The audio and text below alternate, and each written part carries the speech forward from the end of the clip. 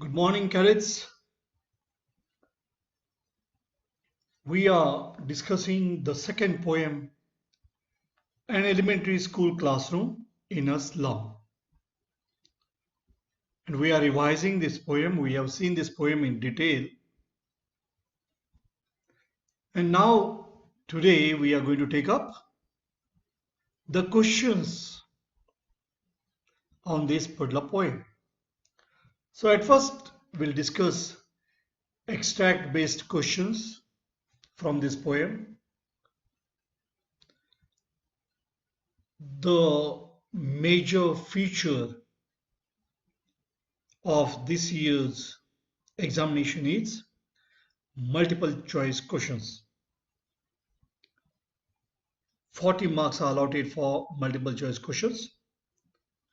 And in part A, we have literature section for 20 marks wherein multiple choice questions will be asked. So today, let us discuss these extract based questions from this poem. And we are going to discuss only multiple choice questions today.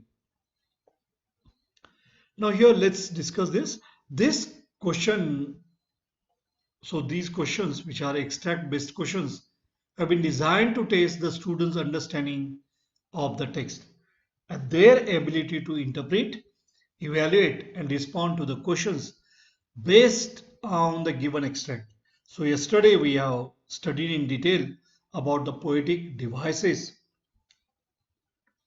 which are very important as far as this poem is concerned. So definitely the questions will be asked on that also. So as we go on, we'll look into different kinds of questions that appear here. So in other words, it attempts to test their reading comprehension. So here to test students' understanding of the text, their ability to interpret, evaluate and respond to the questions based on the given extract. So let's go to the question number 1, which is extract based. So read the extracts given below and answer any one of the two extracts given below. So there will be internal choice. So this kind of question that will appear, and these extracts will be from the poems. So at first, let's take up the first extract from the poem. An elementary school classroom in a slum. Remember the title of the poem. What is the title of the poem? An elementary school classroom in a slum. Who has written this poem? Stephen Spender. And what is the theme of this poem? Social injustice and class inequalities. What is the theme? I hope you remember. What is it? Social injustice and class inequalities. That is a theme. So here the kind of social injustice that is done for these children who are from the slums, or the kind of class inequalities that we find in society, haves and have-nots. So those people who are living in slums, their children, their suffering, the poet is talking about. Well, let's go to the first extract. Okay, so this is the first stanza. So these lines are from the first stanza. Far, far from gusty waves, the children's faces. Far away from the waves, gusty waves. The children's faces like rootless weeds, the hair torn round their pallor. Pale faces here all around the place. And how they are? They are appearing like rootless weeds. We have seen the poetic device that is used here. Which poetic device is used? I hope you remember. It's a simile, isn't it? Like rootless weeds. The tall girl with a weighed down head. This is symbol. The tall girl with a weighed down head. No, the visual image, that is imagery. Weighed down head, weighed down, burden.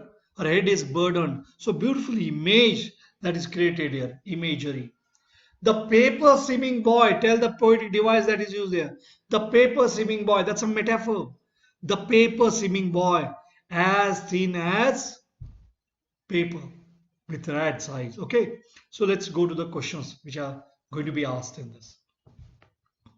Which children are referred to in the above lines? Quite easy. Street children, children of an orphanage, slum children, children of an asylum. Slum children, yes, very easy. Very easily you can answer this. How are the children? Happy? No. Sad and disappointed, smart and active, miserable. Their condition is miserable. Depressed, yes, miserable, depressed. That's why weighed down. Yes, here torn round, pallor, pale faces, paper seeming boy, very weak, frail, hunger in the eyes. That's why with rat's eyes. That is also used metaphorically. Who are they like? Who are they like? Rootless wits. Yes, rootless wits. They are looking like rootless wits. Yes. What? Let's go to the next question now. What are they away from? They are away from what? Nature. They are away from nature. They are away from gusty waves, towns and cities, oceans, hills and mountains. Yes, gusty waves. The waves, windy waves, gusty waves. Who is so they are not there in the natural surrounding, but they are there in the very dirty surrounding. Who is speaking? The poet. Who is the poet?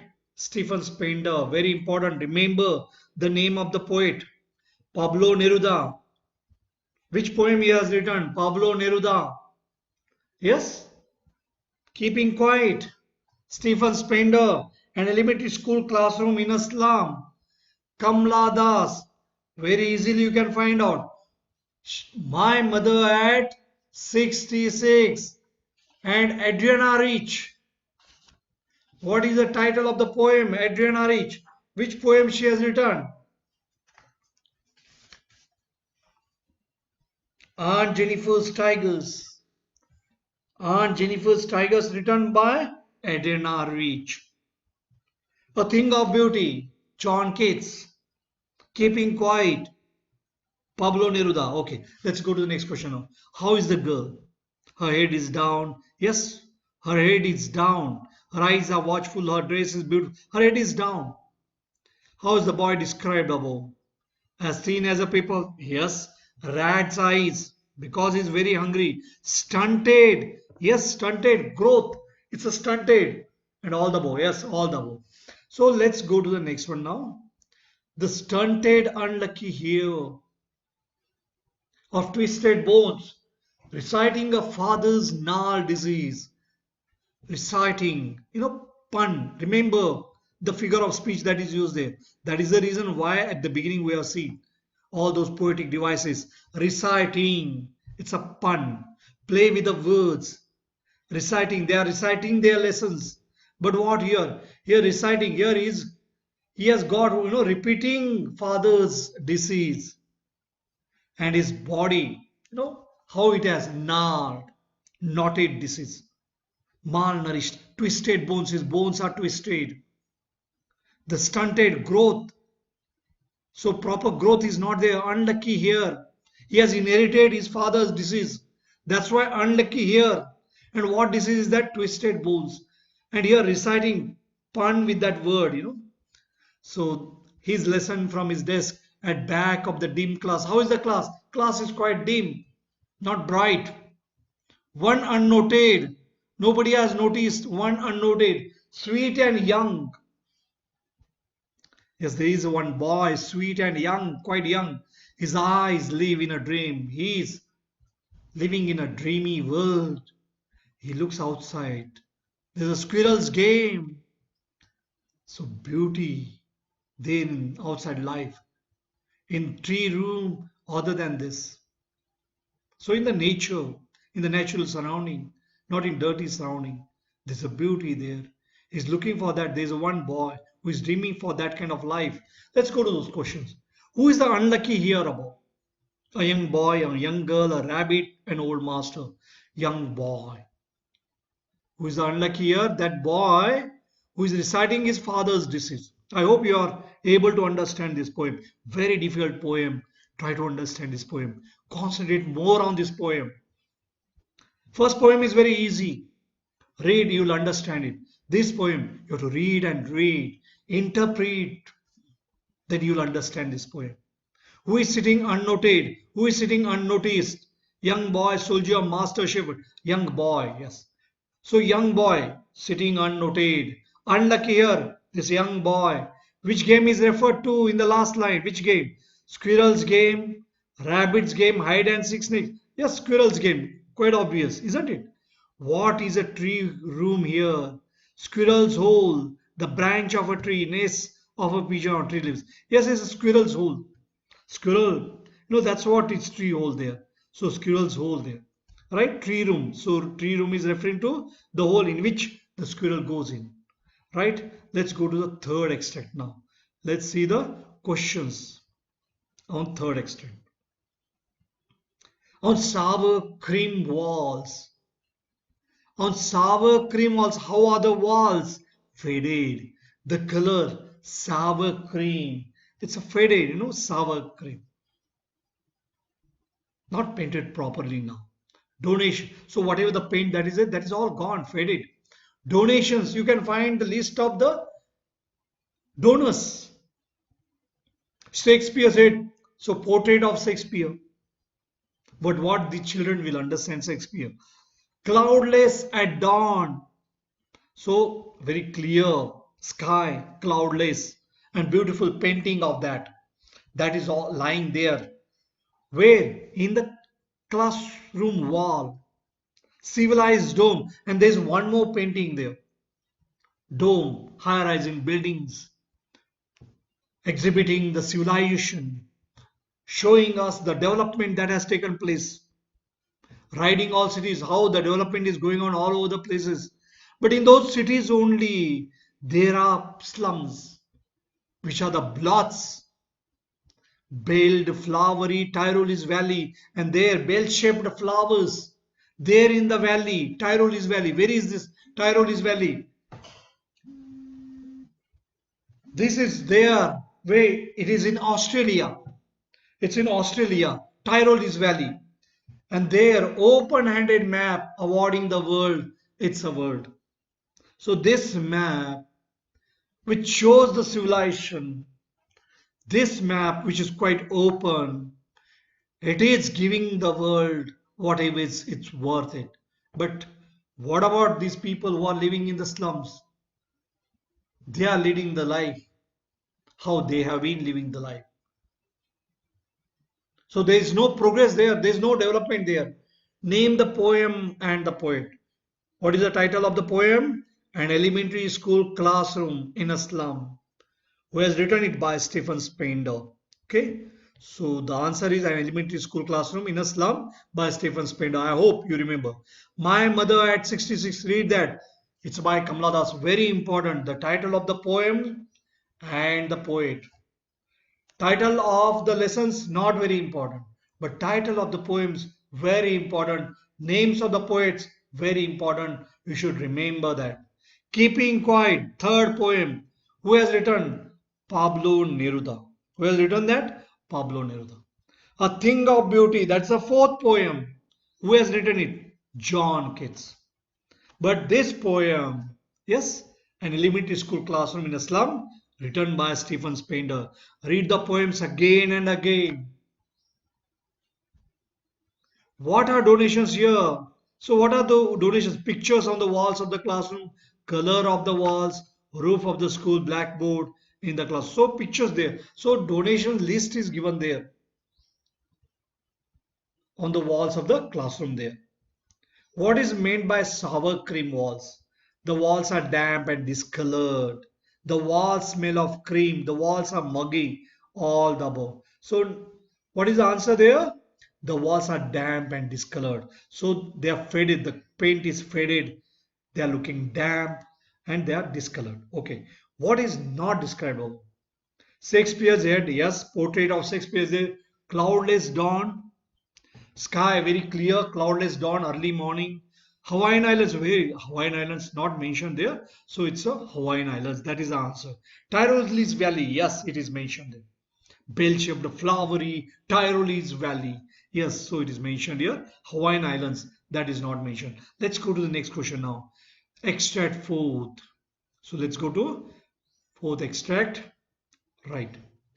And eight for the children, these windows, not this map. These windows will open the opportunities. Their world, not this map. Map is showing what civil developed world. But that map will not represent the children, where all their future is painted with a fog. Their future is painted, their future is quite foggy, quite dark, unclear. A narrow street sealed in with a lead sky. How's the sky? Sky is dull, lead colored. So their lives, their close there within those narrow streets. They don't go beyond those narrow streets. Far, far from rivers, beautiful natural surrounding, rivers, caves, so beautiful things. They are not there in their world, stars of words, literary world, beautiful world. It is not there, meant for them. The lives of the children are confined in way. Elementary school, Shakespeare's world, narrow streets of the slum, narrow streets of the slum. Yes, narrow streets of the slum. Tyrol is Valley, that's a beautiful. That's a, you know, what is that? That is a painting there in the classroom, there on the wall. But where are they? They are living there in the narrow streets of the slum.